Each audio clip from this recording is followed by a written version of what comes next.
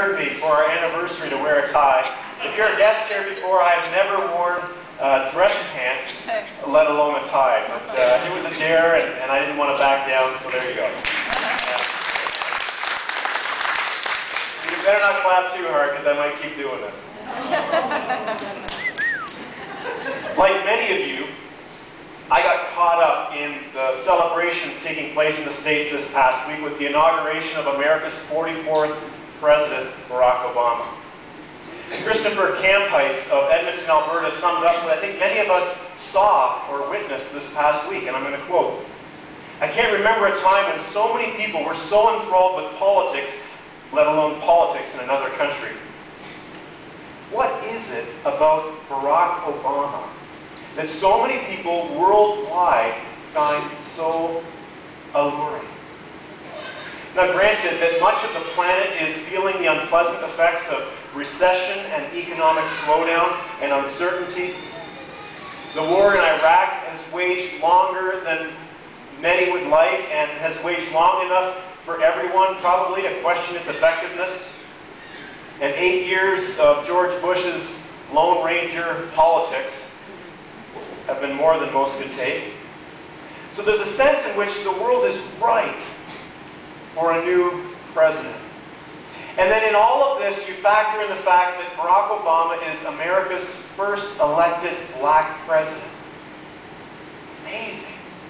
I think you'd have to be pretty cynical to not have gotten swept away a little bit in the events that took place south of the border this past week. But still, if I had to narrow down Barack Obama's appeal into one word, it would be the word hope.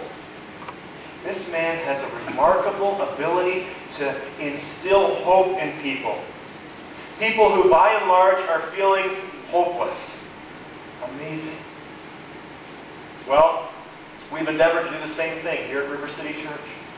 You see, tomorrow's world will be greatly affected by how we deal with the youth today. And this month's series, Words Kids Need to Hear, is our attempt to equip parents, really to equip all adults here, to empower the children that we come into contact with the greatest gift ever, hope. The gift of hope. Now before we begin talking about the final word, which is what we're going to be looking at this morning in this series, I want to just review and recap a little bit of what we've discovered this series so far through the month of January. Adults engender hope in kids through the words that they speak, and the words that are important are these. Number one, I believe in you. You see, when an adult believes in a child, that child starts to believe in themselves. It bolsters their self-esteem, and that's a good thing. Number two, you can count on me. Children who have parents or adult figures in their lives who keep their commitments tend to be confident children. And that leads to hope. Word three, I treasure you.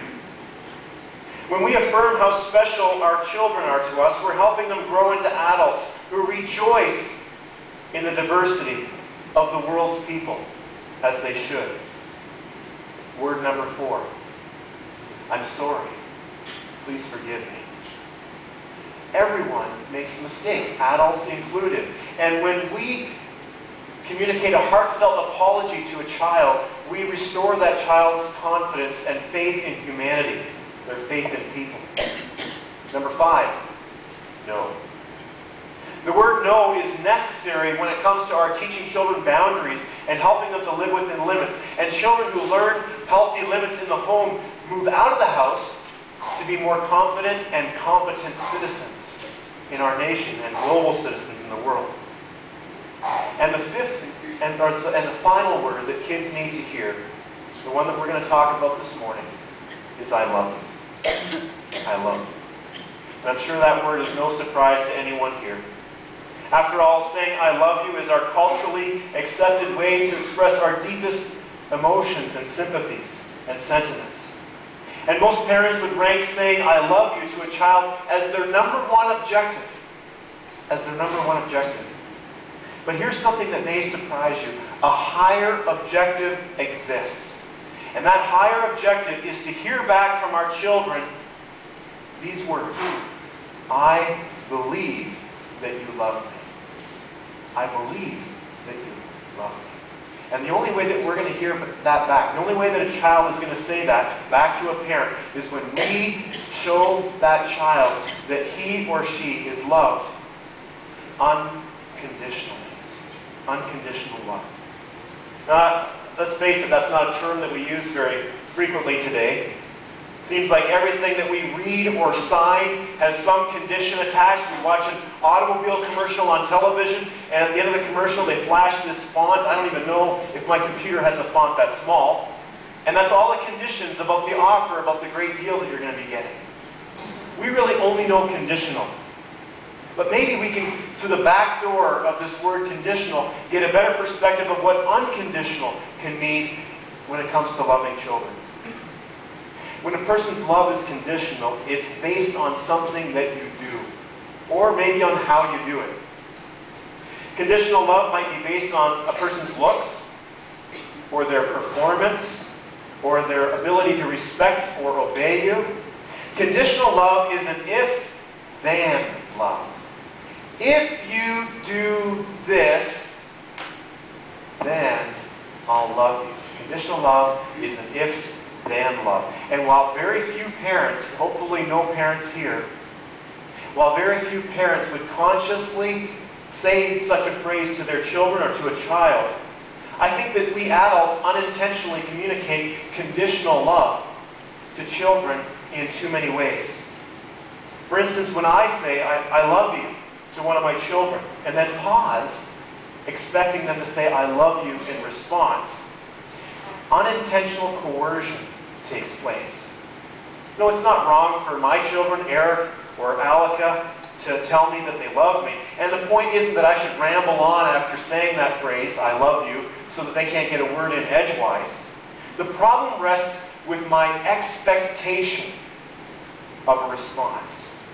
That little string attached to these great words that kids need to hear. These words that we've been looking at throughout this series. I'll make a confession. There have been times when I've used certain facial expressions or vocal intonations which softly or subtly beg a response. I can almost make, I love you, sound like a question.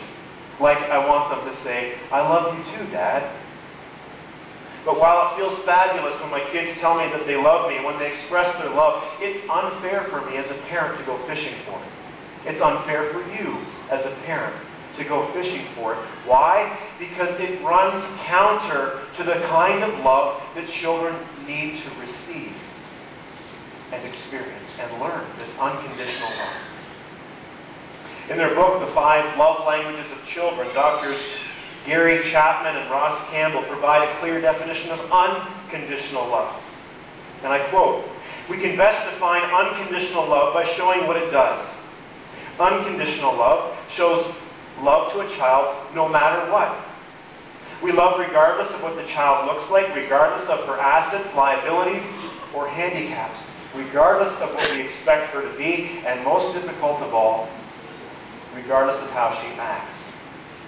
So if conditional love is an if-then love, unconditional love is a no matter what love. No matter what, I love you. And here's the sad truth, according to Drs. Chapman and Campbell, the sad truth is that few children feel unconditionally loved and cared for. And yet, it's also true, they say, that most parents deeply love their children. So why this amazing contradiction between what parents intend and what children are experiencing? Well, the main reason is this, that few parents know how to transfer their heartfelt feelings of love in such a way that it connects with the heart of a child. It's this gap between what's in here and getting it out to the child so that they can receive it here. And if you're a parent, you're probably asking the same question that I asked earlier this week is, well, how do I know? How do I know if my child is feeling unconditionally loved as a result of my parenting? I mean, that's an important question. Extremely important. So how will I know?